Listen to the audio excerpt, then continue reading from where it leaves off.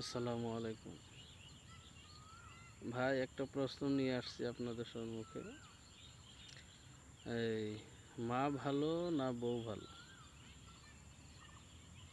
কারণ তাদের দুজনের ঝগড়া অনেক হয়। আপনি কার পাশে থাকতে চান, মার না বউয়ের? জবাবের মধ্যে আসবে যে আমি দুজনেই আমার প্রয়োজন, মা, আমার স্ত্রী। আর এটা মানুষে বলে, বাস্তব কথা যে সম্ভব না। আর অসম্ভবকে সম্ভব করা ইনসানের কাজ। অনেক বিল, গাড়া, পানি প্রচুর পরিমাণ জমা হয়। মানুষে সেখানে বাড়ি করে ফুল বাগান বানিয়ে দিয়েছে, অসম্ভবকে সম্ভব করে দিয়েছে। মা ভালো,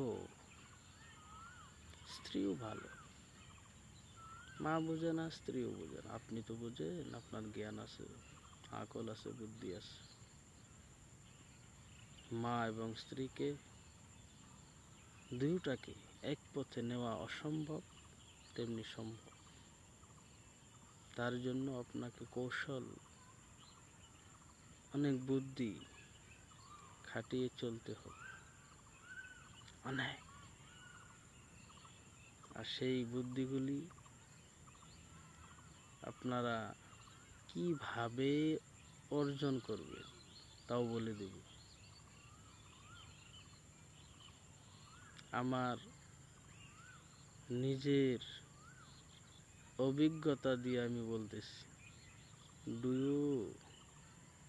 দুটাকে একসঙ্গে চালিয়ে নেওয়া অনেক মজার ব্যাপার, অনেক। আপনার মা আপনাকে ছোটবেলা অল্প চাউল, অল্প ভাত, অল্প তরকারি থেকে দিয়েছিল। আপনি খেয়ে, পানি সানি খেয়ে মারা চুলের তলে ছিলেন, এমনকি আমিও ছিলাম। আজকে মা খারাপ, বউ ভালো কেন?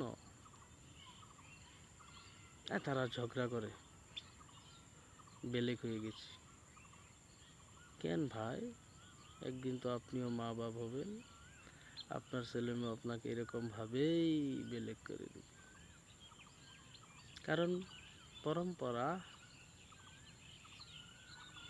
এই জন্যই বলি, আপনি আপনার পরম্পরাকে ঠিক করেন। আপনি যদি আপনার বাড়িটাকে বেলেক বেলেক না করে একসঙ্গে খান, তাহলে ছেলে মেয়ে বলবে যে পরম্পরা, আমরা একসঙ্গে খাই। মাকে আদব করতে হবে, স্ত্রীকে মহব্বত করতে হবে। আর দুটো বস্তু পয়সা দিয়ে হয় না। আকল, জ্ঞান, বিভাগ হয়ে যাবে ইনশাল্লাহ। আপনারা আমার সঙ্গে থাকেন, সব সম্ভব ইনশাল্লাহ। আমি বলেছি ইনশাল্লাহ।